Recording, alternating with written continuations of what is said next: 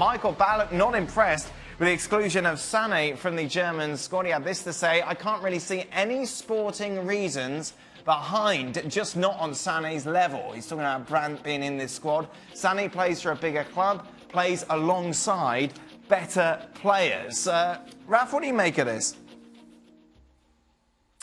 Well, I sympathise with that view to a certain extent. I would have taken him if I was the national manager. I think Sané's skills are so unique that it'd be a bit of a miss to leave him out. But Low, I think, sees a bigger picture. Low sees someone who doesn't feature in his starting 11. I think he has made up his mind that Müller and Royce will play in the right positions, and he might not even be the first substitute to come in.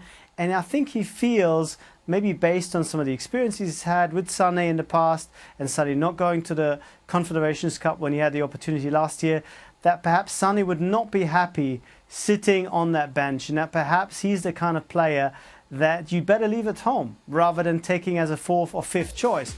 As I said, from an outside looking in, very hard to understand, but you have to trust Löw and his experience to understand that he sees beyond the individual talent and looks at the team and looks at the squad on the pitch, but also off it. How's the German media reacted to this, Raf?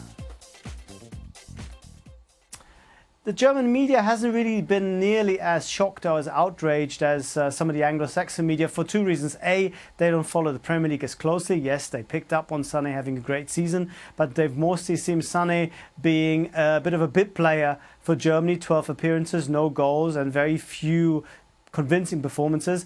And before that, moving from Schalke, and people are saying, well, Schalke was very inconsistent as well. So they haven't really seen the Sané that Manchester City fans or avid viewers of the Premier League have seen. And again, they trust Löw now after his sixth, this is his sixth tournament in charge. They trust him enough, I think, to feel that he knows what he's doing.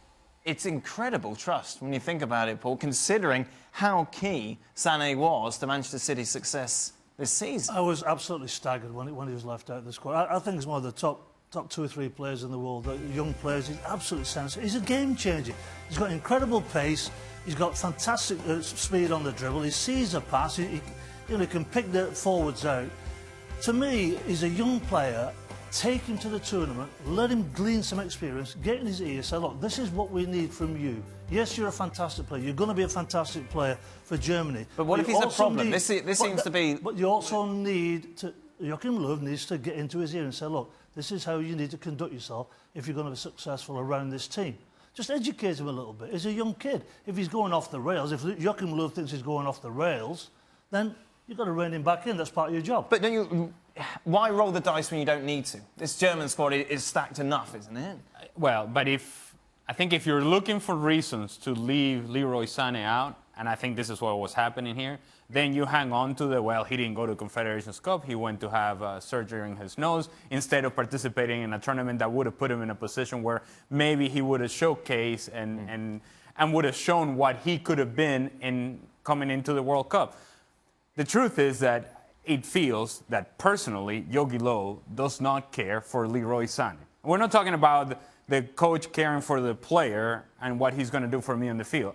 I think there is a personal situation there where Jogi Low doesn't appreciate what Sane does on and off the field. And if that's the case, then he hangs on to that idea and say, well, he didn't go to Confederations Cup. And as a player, you should be smart enough to understand that if you know you have a feel with a coach and with a manager, if you feel that that manager perhaps doesn't prefer you as a player, then you don't give him reasons to leave you out. You give him reasons to put you in. So if there's a Confederations Cup to attend and you know that's going to be an important tournament, then you attend it and you postpone your surgery. This is, to me, if this is why he's being left out, part of it is on Jogi Low, but certainly on Leroy Sane as well.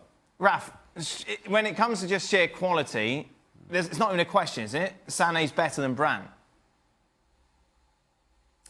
In my view, absolutely. There is a tactical discussion to this. Michael Ballack disagrees. He thinks any system should be good enough for Sané or the other way around.